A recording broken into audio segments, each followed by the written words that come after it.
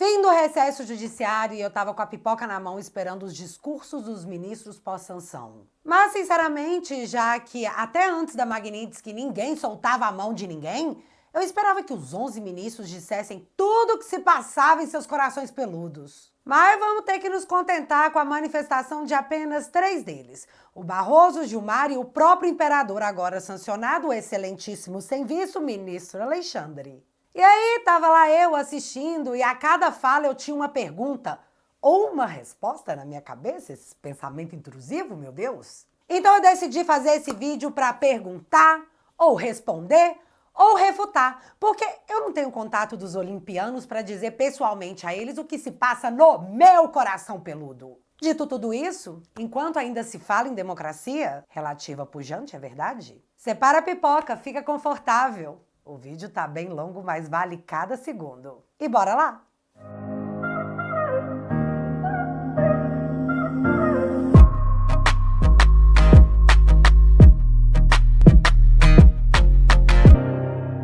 Antes de irmos aos pontos das falas dos magnânimos, eu acho que todos já viram, mas é importante dar contexto que no dia anterior, quinta-feira à noite, já se anunciava que o negócio rachou. E não, Janones, eu sei, falei rachou, você pensou em rachadinha, mas esse vídeo não é sobre você. A maioria do STF se recusou a assinar a carta em defesa de Moraes. Ministro punido com lei Magnitsky pressionou colegas para ter apoio unânime, mas não teve sucesso. Racha no Supremo ficou explícito em jantar organizado por Lula. E antes de eu comentar melhor essa matéria, porque é importante, uma coisa tem que ficar clara para todo mundo. Quando o ministro é sancionado, significa que os Estados Unidos estarão de olho em suas movimentações financeiras, as movimentações de seus familiares, para ver se não está rolando nenhuma burla à sanção. Em 2019, quando a Receita Federal apontou uma suposta fraude de Gilmar Mendes em suas movimentações bancárias, o ministro arrumou um escândalo, pediu providências para o Toffoli, que parou as investigações do COAF e o auditor da Receita, que identificou a suposta fraude, foi afastado. Só que, galera, quem é COAF e Receita Federal perto dos monitoramentos feitos pelos Estados Unidos aos sancionados? E mais, não dá para parar as análises e as investigações que possivelmente serão feitas. E aí eu não acredito, de coração, que um ministro da Suprema Corte quer os Estados Unidos revirando sua vida financeira. Mas isso aí é só um achismo da minha parte. O que não é achismo é que antes da Magnitsky, o Gilmar Mendes teria se reunido com aliados do presidente Bolsonaro e teria dito que se o Alexandre fosse sancionado, o STF poderia dar ordem aos bancos de ignorarem a sanção. Mas aí o CEO do Bradesco apareceu para desmoralizar o Gilmar e dizer que eles não vão discutir lei não, tá? Eles vão cumprir. Foi aquele famoso toin. E tivemos atualizações sobre isso aí, porque Lindbergh Farias quer ser o nosso craque do jogo. Só segura. E assim voltamos à matéria do racha no STF, que nos contou o seguinte, abre aspas. Lula pretendia produzir uma foto para demonstrar unidade. Apareceriam ele e os 11 ministros do Supremo juntos, de mão dadas, uma coisa brega, defendendo a soberania do Brasil. Esse é o lema da campanha publicitária que está nas ruas e é promovida pelo Palácio do Planalto para ajudar a recuperar a popularidade do governo. No final, só com 6 ministros, Lula acabou conseguindo demonstrar de forma clara um racha dentro do STF. Obrigada, Lula. Fecha aspas. Vou me manter firme na teoria de que ninguém quer os Estados Unidos revirando as movimentações financeiras. Então, teoricamente, o placar no racha está 6-5 para o Alexandre. Só que esse placar é fake. Olha essa outra parte que é a mais importante. Aspas de novo. Entre os 6 que compareceram, um foi a contragosto. Edson Fachin esteve no Alvorada só porque será o próximo presidente da corte daqui a menos de 2 meses e achou que, mesmo contrariado, seria ruim do ponto de vista institucional faltar o evento. Até porque seu vice será justamente Alexandre de Moraes. Há um sentimento no STF de que Moraes está levando a todos na corte para um caminho sem volta. Fecha aspas. E é isso que acontece quando ninguém solta a mão de ninguém, né? Cai todo mundo. Fachin até foi lá, mas fez questão de que todos soubessem que ele não queria estar ali. E sobre o Fachin é importante frisar uma coisa. A primeira turma vai condenar geral, mas o Fachin vai assumir como presidente na sequência, e aí tudo vai estourar na cara dele. E Fachin foi o cara que desfez as condenações do Lula na Lava Jato ao dizer que as investigações foram conduzidas no CEP errado, que deveria ter sido em Brasília, não em Curitiba. Como Fachin vai reagir ao se deparar com uma enxurrada de recursos mostrando que esse julgamento relâmpago não deveria ter sido julgado na primeira turma, e sim no plenário? Na verdade, deveria ter sido na primeira instância? Não sei, mas muitas perguntas tenho eu, viu? Mas tá, chegamos à sessão do Supremo, da volta do recesso, e a expectativa era de casa cheia. Mas aí outro flop veio. Alcolumbre e Hugo Mota não estavam presentes. Um monte de cadeiras vazias com alguns estudantes e alguns advogados. Quem começou a falar foi Barroso, o ministro proibido de entrar nos Estados Unidos, que possui um apartamento avaliado em mais de 22 milhões de reais. O tom, muito diferente desse aqui. Precisa dessa resposta, ministro. Todo respeito. Por favor, Barroso, responde pra gente. Perdeu, mané, numa mola. Nós derrotamos o bolsonarismo. Agora o ministro falou como alguém que tá sofrendo de hemorroida, sabe? Falando baixo, devagar, tipo, ai. Mas ele disse algumas coisas. E já que estamos numa democracia relativa pujante, que medo, se faz necessário um outro ponto de vista, no caso, o meu. Vamos começar. Não foram poucas as ameaças, o desrespeito e as violências contra o Supremo Tribunal Federal. Concordo, ministro, concordo, você está absolutamente certo. Você é uma pessoa horrível, uma mistura do mal com atraso e pitadas de psicopatia. Isso não tem nada a ver com o que está sendo julgado. É um absurdo, Vossa Excelência, aqui fazer um comício cheio de ofensas, grosserias. Vossa Excelência não consegue articular um argumento, fica procurando, já ofendeu a presidente, já ofendeu o ministro Fux, agora chegou a mim. A vida para Vossa Excelência é ofender as pessoas, não tem nenhuma ideia. Não tem nenhuma ideia, nenhuma. Só ofende as pessoas, Qual é a sua ideia? Qual é a sua proposta? Nenhuma. É bilis, ódio, mau sentimento, mal secreto. É uma coisa horrível. Vossa Excelência nos envergonha. Vossa Excelência é uma desonra para o tribunal. Uma desonra para todos nós. Um temperamento agressivo, grosseiro, rude. É péssimo isso. Vossa Excelência sozinho desmoraliza o tribunal. É muito ruim. É muito penoso para todos nós. Temos que conviver com Vossa Excelência aqui. Não tem ideia, não tem patriotismo, está sempre atrás de algum interesse que não é o da justiça. O que ocorre é que o ministro Alexandre de Moraes e o presidente do Supremo estão levando as instituições, e notadamente o Supremo Tribunal Federal, a um nível de esgarçamento total. Eu acrescento ao que disse a doutora Raquel Dodge. Não existe precedente na história do judiciário do mundo. A instauração de inquérito por um órgão, a investigação de um inquérito por esse mesmo órgão e esse mesmo órgão ser destinado a julgar. Aliás, isso remonta a anterior a institutos da lei de Talhão, onde prevalecia o olho por olho, dente por dente. É um retrocesso completo, é uma ofensa à ordem jurídica constitucional do Brasil. Vossa Excelência não tem condições de dar lição nem a ninguém. E nem Vossa Excelência. Não. Vossa Excelência me respeite. Vossa Excelência não tem condição alguma. Vossa Excelência está destruindo a justiça desse país. E vem agora dar lição de moral em mim. Saia à rua, ministro Gilmar. Saia à rua. Ministro Joaquim, nós já superamos essa discussão com o meu pedido de vista. Não vê, Vossa Excelência não tem condições alguma. Não tem nenhuma condição. Eu estou na rua, ministro Joaquim. Vossa Excelência Não está está, fazendo não. poder judicial. Vossa Excelência não está na rua, não. Vossa Excelência está na mídia, destruindo a credibilidade do judiciário brasileiro. É isso. Não sigo o exemplo de Vossa Excelência em matéria de heterodoxia, viu? Graças a Deus.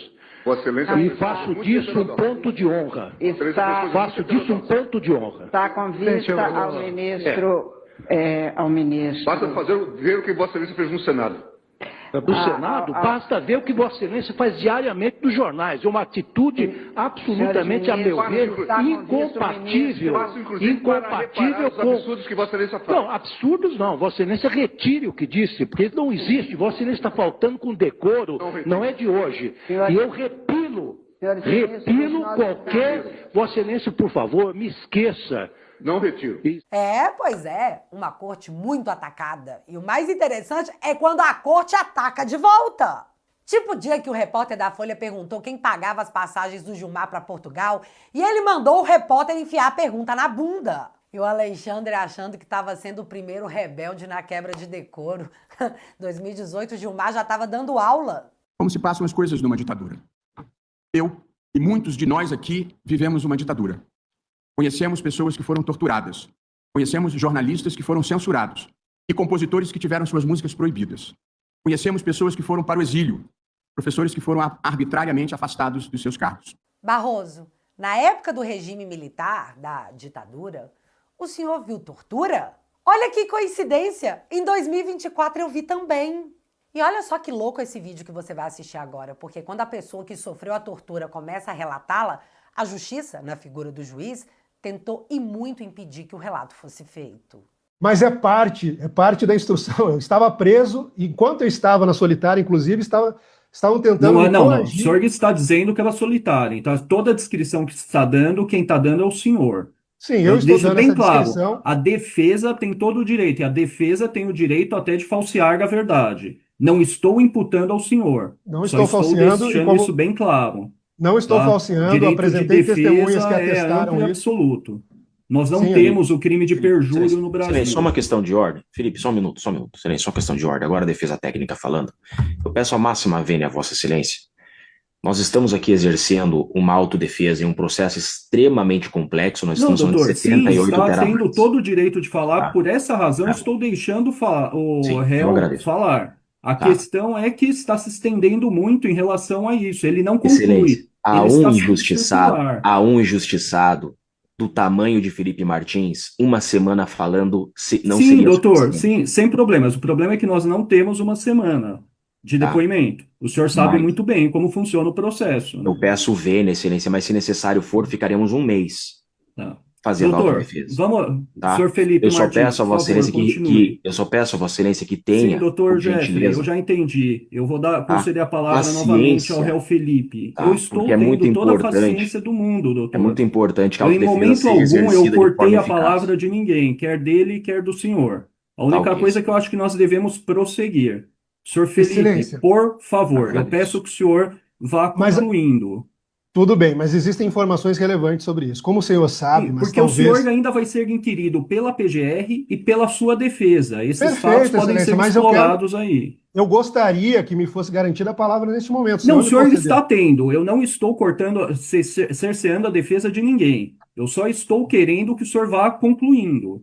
Eu estou Por concluindo, mas, favor. por exemplo, eu não disse em momento algum, e é uma informação relevante para que se entenda o contexto, que o isolamento em cela sem iluminação é algo vedado pela Lei de Execução Penal no Brasil. É algo, inclusive, considerado crime de tortura, caso seja constatado, e, como eu disse, foram feitos os registros para que, eventualmente, isso seja verificado.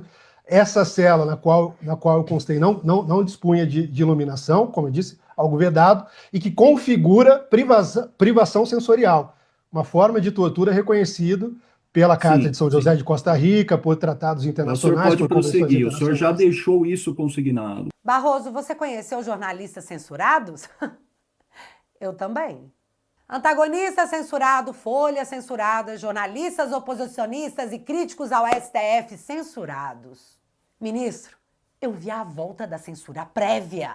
Nós temos uma jurisprudência no Supremo Tribunal Federal, na esteira da Constituição, no sentido do impedimento de qualquer forma de censura. E medidas como essas, mesmo em fase de liminar, precisam de ser tomadas como se fosse algo que pode ser um veneno ou um remédio. E neste caso, portanto, como se trata de liminar e sem nenhum comprometimento, presidente, quanto à inteireza de manutenção no exame que se seguirá, eu vou acompanhar com todos os cuidados o ministro relator, incluído aí a parte da linha C da decisão, que é a que me preocupa enormemente.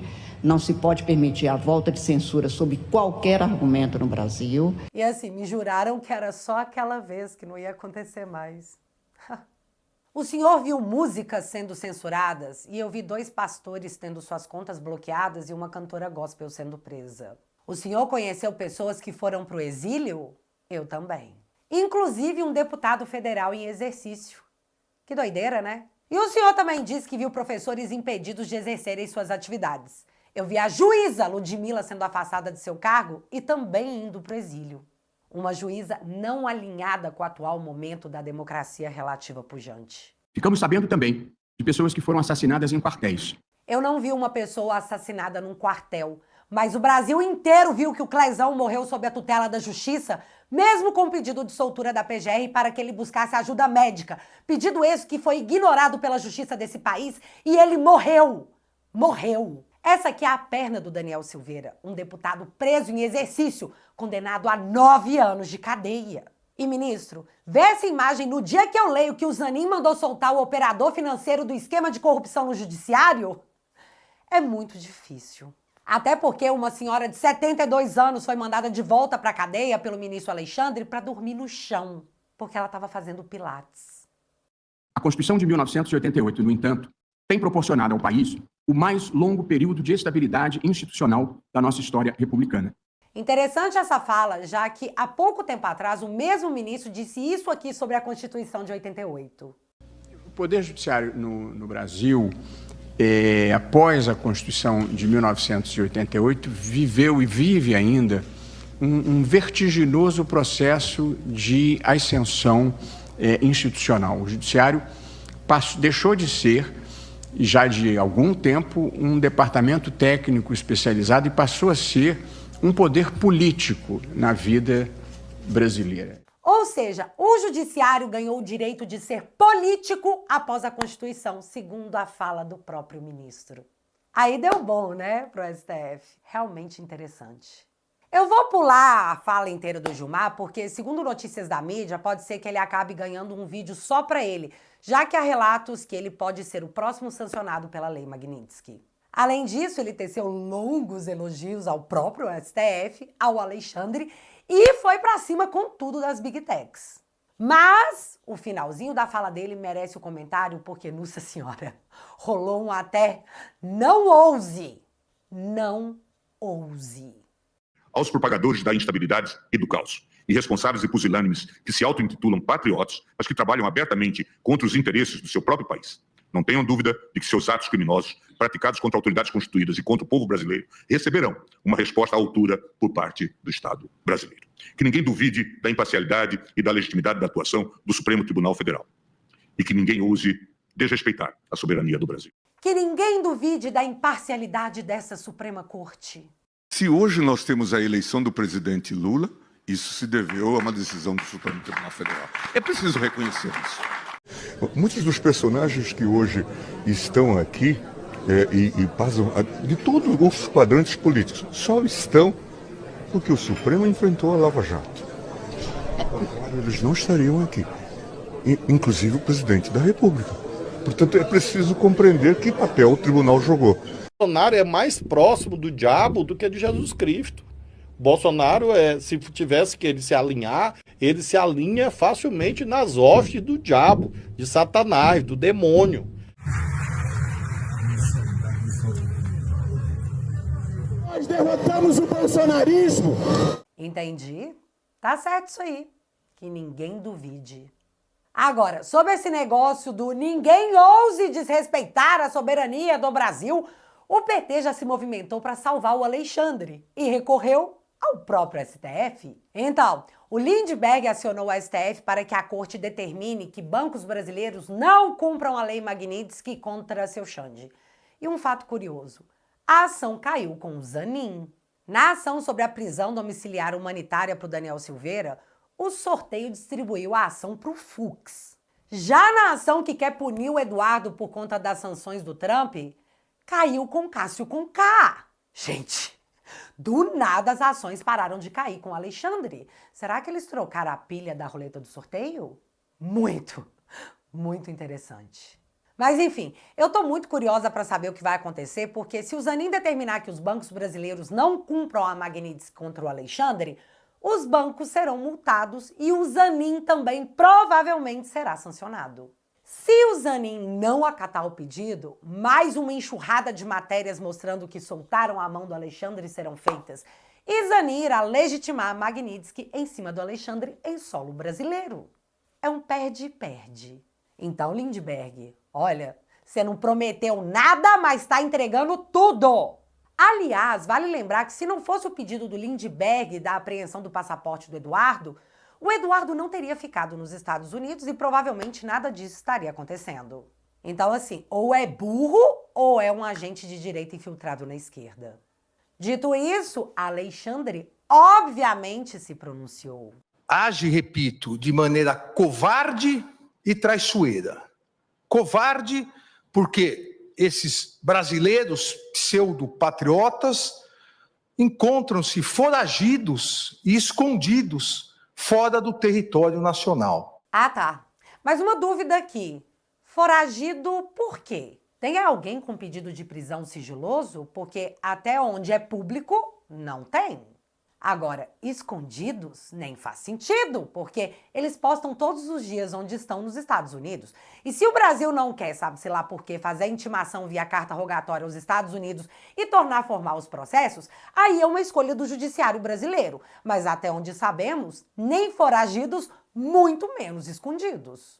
Ameaças aos presidentes das casas congressuais brasileiras sem o menor respeito institucional, sem o menor pudor, sem a menor vergonha, na explícita chantagem para tentar obter uma inconstitucional anistia ou em relação ao presidente do Senado Federal, o senador Davi Alcolumbre, obter o início de procedimento de impeachment contra ministros desta Suprema Corte, sem existência de qualquer indício de crime de responsabilidade. Calma aí, fera.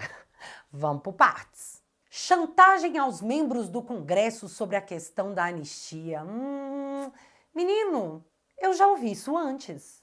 Ah, tá. Foi na Globo News com a Natuza contando que se o Congresso aprovasse a anistia, o Supremo iria para cima dos parlamentares em investigações. Ouça aí com seus próprios ouvidos. Mas o ponto que eu queria destacar é, tudo na política eu aprendi a analisar me perguntando quanto custa. Qual é o custo político para o Centrão de patrocinar o avanço da anistia? É enorme, porque compra uma briga direta com o Supremo Tribunal Federal. E, como disse você, tem um bando de gente amarrado pelo pescoço. O Supremo nunca teve... Com as emendas, então, o que tem de... Imagina, passa anistia. Imagina uma decisão do ministro Flávio Dino, falou assim, bom, então estou decidindo aqui, vamos abrir tudo, Polícia Federal você entra, Tribunal de Contas me passa tudo aqui, vai sobrar o quê? Aí me conta, isso é chantagem, não é? Há ainda ações penais em andamento, propostas devidamente pelo Procurador-Geral da República, que tem total autonomia e independência constitucional, derivadas de investigações da Polícia Federal e cujos atos processuais vêm sendo realizados dentro do devido processo legal. Então ficou assim, esse processo é todo legítimo porque quem propôs as ações foi o GONE, o PGR, que possui total isenção para pedir as ações. Certo? Essa aqui é a foto do GONE, o PGR do Lula e do Alexandre de Moraes, juntos no famigerado, flopado jantar do Lula. Mas vale lembrar que preferido de Moraes ganha força para ser indicado por Lula à PGR. Alexandre de Moraes volta a defender a Lula indicação de GONE à PGR. GONE diz que Moraes servirá de guia para sua atuação na PGR. Lula indica GONE à PGR em vitória de Moraes e Gilmar. O presidente analisava outros nomes, mas preferiu indicar o preferido de ministros do STF. E vale também lembrar que o GONE era sócio do Gilmar Mendes no IDP. Mas é isso? Se o Alexandre falou que é tudo legítimo, já que o PGR, independente, quis assim, quem sou eu para dizer o contrário? Então, é que eu não posso dizer mesmo, senão eu posso ser preso e ter meu canal derrubado, como acontece em todas as democracias. Agora, sobre o fato dos atos processuais serem realizados dentro do devido processo legal, o deputado Ramagem postou um vídeo que dá bastante contexto. 96 advogados estão habilitados nos autos dos 4 núcleos denunciados pelo Procurador-Geral da República, com amplo, total e restrito acesso a todas as provas. Polícia Federal não fez o upload de todas as provas, diz defesa de Bolsonaro. Advogados reclamam de falta de acesso a provas contra denunciados por golpe. Devido ao processo legal, realizado com a oitiva já de 8 testemunhas de acusação e 149 testemunhas de defesa, ministra Carmen. Foram ouvidas 149 testemunhas de defesa em respeito à ampla defesa, em respeito ao contraditório. Moraes nega depoimento de Tagliaferro como testemunha de Felipe Martins. Moraes não intima testemunhas de defesa e deixa lacuna para acusados por golpe. Moraes nega Carlos e Eduardo Bolsonaro como testemunhas de Felipe Martins. Foram interrogados os 31 réus desses 4 núcleos, sempre de forma absolutamente pública e transparente, com todos os atos gravados em áudio e vídeo e disponibilizados a toda a imprensa e para toda a sociedade, e ainda todos os interrogatórios transmitidos ao vivo. STF proíbe imprensa de gravar áudio ou vídeo de audiência de ação do golpe. STF proíbe celulares em julgamento de Felipe Martins. Moraes proíbe transmissão e retransmissão de entrevistas de Bolsonaro nas redes. Pela TV Justiça e pela mídia em geral. Eu aqui afirmo sem medo de errar, não houve no mundo uma ação penal com tanta transparência e publicidade como essa ação penal. Alexandre de Moraes deixa legado de prisão, censura e perseguição. Caso Moraes, investigação flerta com abuso de autoridade. E agora, STF, o devido processo legal é relativo? Excessos? O que dizem juristas sobre superpoderes de Alexandre contra golpismo? Beleza. Agora, esse trecho aqui foi tipo Dory do Procurando Nemo, porque ele realmente não lembra tudo o que aconteceu? E fazem isso diariamente nas redes sociais, ameaçando as famílias dos ministros do Supremo Tribunal Federal, do Procurador-Geral da República, em uma atitude costumeiramente afeta a milicianos do submundo do crime, que atacam as autoridades e atacam os familiares das autoridades. Esse negócio de ir atrás de familiares é o que mesmo?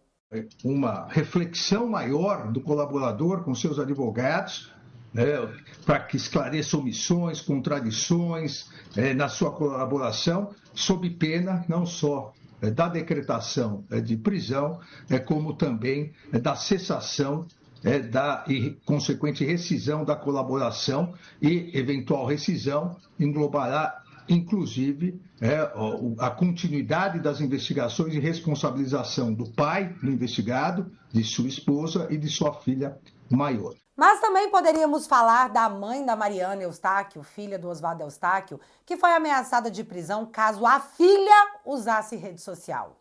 Ou podemos falar do Moraes bloqueando as redes sociais e contas bancárias da esposa do Daniel Silveira.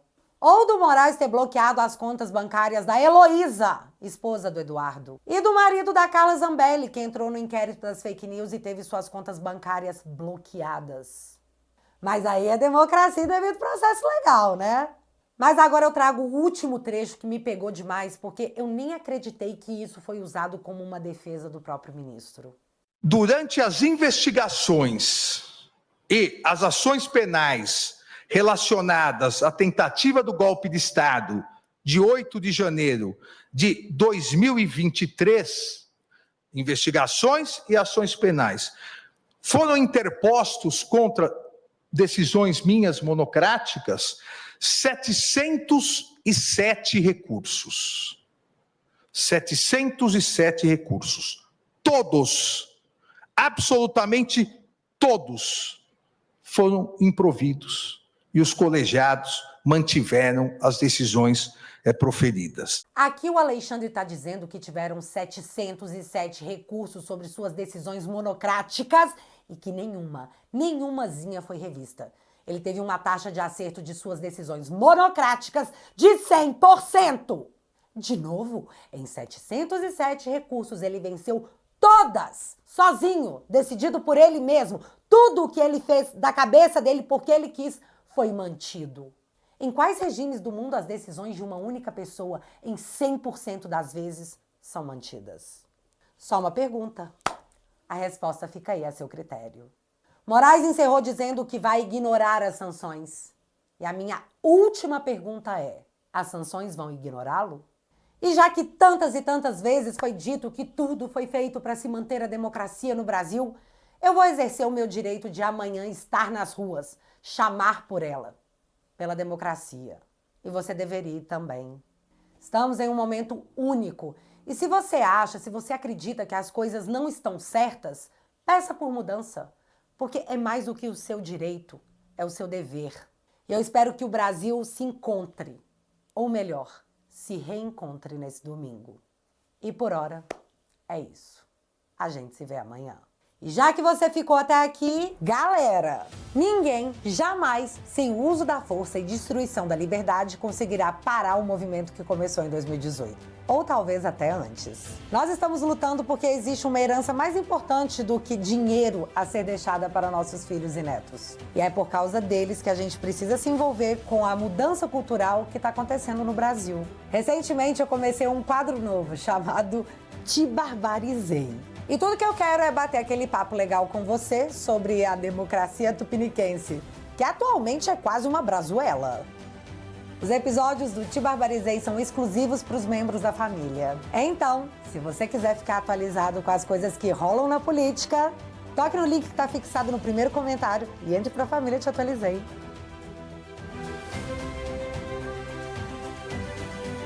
Galera que apoia o meu trabalho assinando teatualizei.app. Você já foi lá e descobriu que o aplicativo virou uma rede social onde você pode fazer postagens e trocar ideia com a galera da família que pensa igual você? Além, claro, de, em troca desse super apoio, você receber conteúdos exclusivos para passar raiva na maioria das vezes, é verdade. Mas com aquela pitada de humor que o momento permite. Com 10 esbanjas por mês, você faz toda a diferença por aqui. E eu sou absurdamente grata pela força que vocês me dão. Porque, de novo, a gente tem medo sim, mas a gente vai com medo do mesmo jeito.